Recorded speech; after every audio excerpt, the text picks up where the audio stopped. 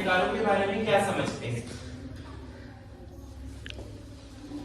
अधिकार वो हैं जो हमें हमारा संविधान हमारा अधिकार दे या कोई भी कन्वेंशन हमें हमारा अधिकार समझाए, ठीक है, तो वो हमारे क्या बन जाते हैं? अधिकार। उनकी क्या है हमारे अधिकारों की? अब जैसे कि मैंने मौलिक अधिकारों की बात कर ली, तो मौलिक अधिकार क्या होते हैं? हमारे फंडामेंटल राइट्स जो हमें जन्म सिद्ध अधिकार हैं हमारे, जैसे कि right to life, right to equality. क्या आप सभी ने इन अधिकारों के बारे में कभी सुना है, जाना है? ये सभी कुछ हमारे मौलिक अधिकार हैं, जैसे कि राइट टू इक्वालिटी, समानता का अधिकार। इसी के साथ साथ राइट टू फ्रीडम, हमारे पास राइट टू फ्रीडम है। क्या हमें पूरे भारत देश में कोई कहीं आने जाने से रोक सकता है? नहीं रोक सकता, क्योंकि हमारे पास क्या है? हमारा राइट टू फ्रीडम है। राइट अगेंस्ट एक्सप्लॉयटेशन, अगर कोई हमारे साथ दुर्व्यवहार करता है या हमारे साथ, अगर आप चलिए एक बात ले लेते हैं ऐसी नॉर्मल तौर पर, अगर हम दुकान पे कोई सामान खरीदने जाएं तो आप में से कितने लोग एक्सपायरी डेट चेक करते हैं चीजों की? चलिए ये तो बहुत अच्छी बात है, हमें हमेशा अपने सामान की एक्सपायरी डेट चेक करनी चाहिए। अब फॉर एग्जांपल अगर आप अपने सामान की एक्सपायरी डेट चेक करते हैं और आपको पता चलता है ये सामान जो मैं खरीद रहा हूँ वो तो क्या है? एक्सपायर्ड है, पर दुकानदार कह रहा है नहीं जी मैं तो आपको यही बेचूंगा, क्या करेंगे आप? आप कहेंगे आप मुझे एक्सप्लॉइट नहीं कर सकते, आप मेरे अधिकारों का हनन नहीं कर सकते। मैं कहां जा सकता हूं उस चीज के लिए? कंज्यूमर फोरम जा सकता हूं, मैं आपके खिलाफ शिकायत दर्ज करा सकता हूं। अगर आप ही सब बच्चे हैं, आप कौन कौन सी क्लास में हैं? 12th 11th। अगर आप 11वीं 12वीं के बच्चे हैं, अगर आपको या आपके छोटे भाई बहनों को या आपके आस पड़ोस में कोई बच्चा ऐसा है जिसे शिक्षा का अधिकार प्राप्त नहीं हो पा रहा है, तो क्या आप उसकी किसी प्रकार मदद कर सकते हैं? किस प्रकार कर सकते हैं? कोई मुझे बता सकता है? आप क्या जानते हैं इस बारे में? देखिए मेरा उद्देश्य है आप सभी को बताना समझाना, पर मुझे उसके लिए ये भी जानना पड़ेगा कि आप सभी लोग क्या जानते हैं, कितना जानते हैं। तो बहुत ही अच्छा होगा कि अगर हम 1 to 1 बातें करें। सर जी आपसे एक बात पूछना जी चाहते हैं, जो बच्चे पढ़ने नहीं चाहते और उनके घर वाले पढ़ाना भी नहीं चाहते, उनके लिए सर क्या कर सकते हैं? देखिए जैसे कि आपने कहा बहुत से लोग ऐसे हैं जिनके पास पढ़ाई के साधन नहीं, ठीक है, या उनके घर वाले उन्हें पढ़ाना नहीं चाहते। सबसे पहली बात जो मैंने मेंशन करी कि पढ़ाई, राइट टू एजुकेशन, शिक्षा का अधिकार हमारा मौलिक अधिकार है। ये जन्म से भारत के हर एक प्रत्येक व्यक्ति को जन्म से प्राप्त किया कराया जाता है। और इसी के साथ मैंने अभी आप सभी को बताया 2002 के संवैधानिक संशोधन के बाद अनुच्छेद 21 में ये हमें अधिकार दिया गया है। और इसी के साथ साथ 2009 में शिक्षा के अधिकार से संबंधित एक हमारा अधिनियम भी लेकर आया गया है, राइट टू एजुकेशन एक्ट 2009। उस राइट टू एजुकेशन एक्ट 2009 के तहत जो प्राथमिक और माध्यमिक शिक्षा है वो हमें हमारी सरकार निःशुल्क रूप से प्राप्त कराती है सरकारी स्कूलों में। आपको उसके लिए कोई शुल्क भी नहीं देना।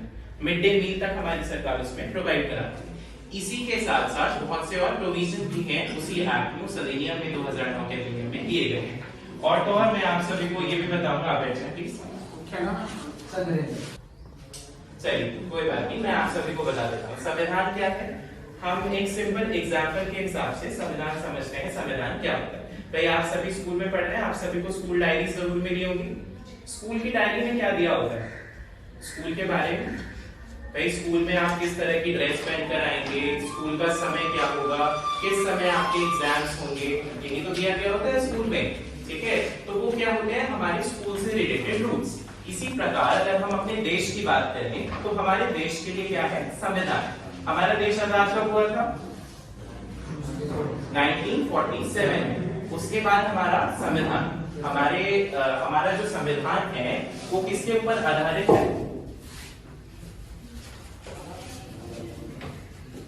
हमारे ऊपर अंग्रेजी शासन रहा। अंग्रेजी शासन खत्म होने के बाद 1947 में जब हमारा देश आजाद हुआ तब क्या हुआ?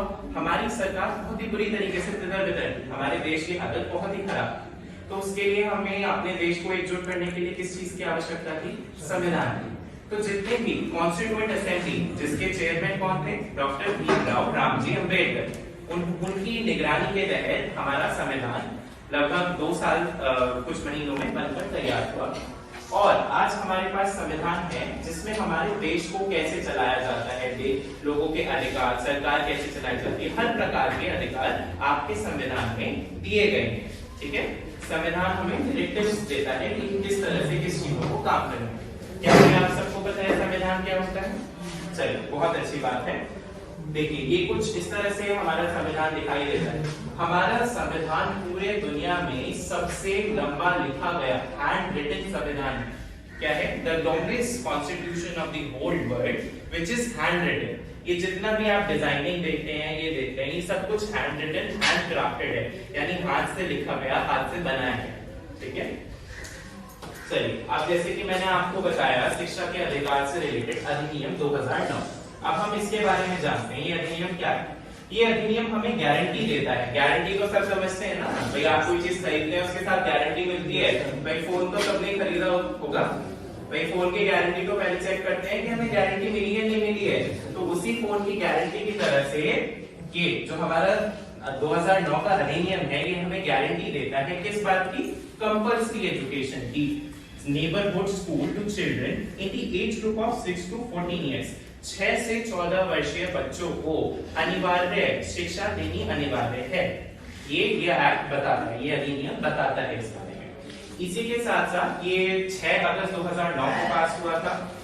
With the passage of the act, India became one of the India 135 countries में से एक बना जिसने अपने यहाँ शिक्षा को प्राप्त करना अनिवार्य बना। अब हम आज के ऐसे दौर में हैं जहाँ पर शिक्षा होना बहुत ही ज्यादा अनिवार्य है। तो शिक्षा है तभी आमदनी है। ठीक है, अगर हम शिक्षित हो सकते हैं तो हम और बेहतर रूप से अपनी आमदनी, अपनी जीविका को बढ़ा सकते हैं। क्या आप सभी इस बात से सहमत हैं?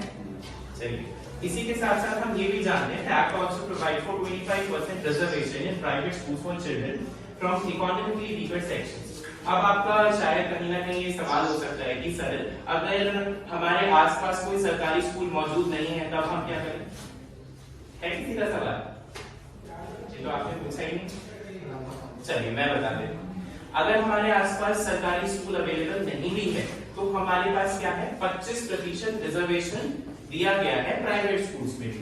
पर उसके लिए हमें क्या पता करना पड़ेगा कि कौन कौन से स्कूल हैं जो कि आरटीई एक्ट 2009 के अंदर आते हैं।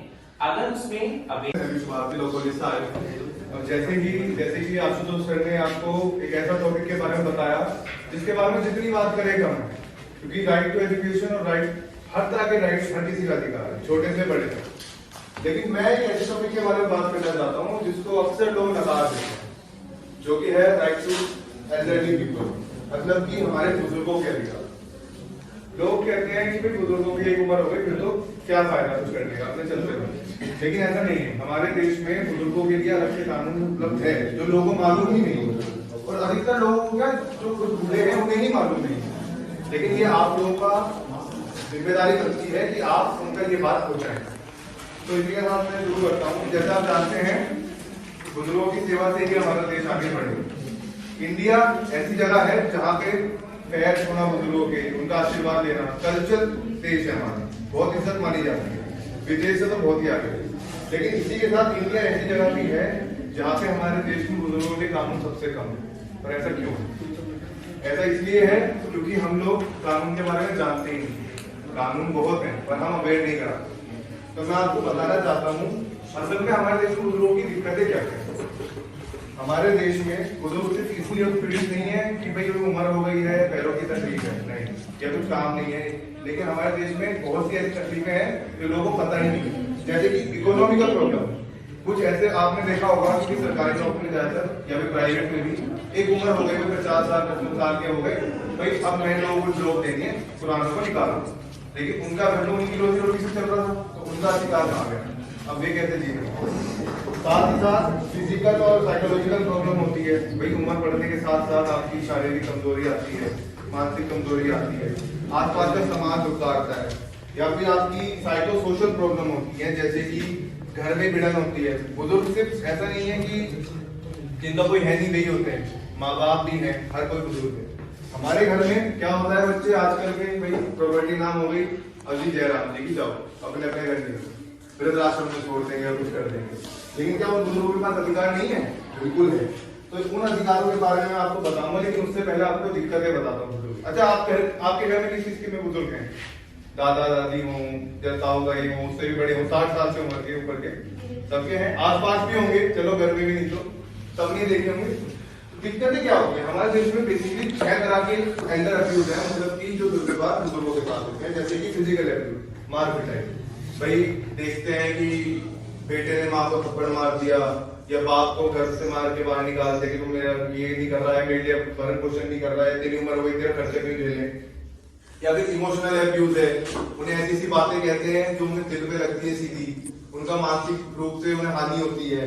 या फिर सेक्सुअल अब्यूज। सेक्सुअल अब्यूज ऐसी चीज है जिसके बारे में ज्यादातर लोग बात करने से घबराते हैं, पर असल में ये चीज ऐसी नहीं होनी चाहिए। हमें क्या लगता है हमारे देश में सेक्सुअल अब्यूज या रेप जैसी चीजें सिर्फ औरतों के साथ होती हैं, लड़कियों के साथ होती हैं या बच्चों के साथ होती हैं। चलो थोड़ा और बढ़ा रहे तो आदमियों या बच्चों के साथ भी होती है, पर हमारे देश में ऐसे 25% केस ऐसे आते हैं जिनमें सेक्सुअल अब्यूज के जो विक्टिम बनते हैं वो 80 से प्लस की उम्र की बुजुर्ग महिलाएं बनती हैं, पुरुष भी बनी हैं। ऐसे भी केस आए हैं। सेक्सुअल अब्यूज भी एक तरह का एंगल अब्यूज है जिसके बारे में हमें जागरूक रहना चाहिए। साथ ही साथ निग्लेक्ट करना या अबेंडन करना, मतलब छोड़ देना। जो आपके केयर गिवर है, जो आपका ध्यान रखते हैं, भरण पोषण करते हैं, अगर वही आपको छोड़ देंगे तो कैसा लगेगा। भाई जिन माँ बाप ने आपको इतना बड़ा करा पाल पोस कर, अब जब उन्हें पालने की बारी आई तो आपने छोड़ दिया। क्या ये चीज सही है? सही है नो ना, तो खाली करना नो। फाइनेंशियल प्रॉब्लम भी है, ऐसा नहीं है कि चलो किसी के बच्चे नहीं है, उम्र हो गई, फिर अब जॉब भी छूट गई, फाइनेंशियल प्रॉब्लम आ गई।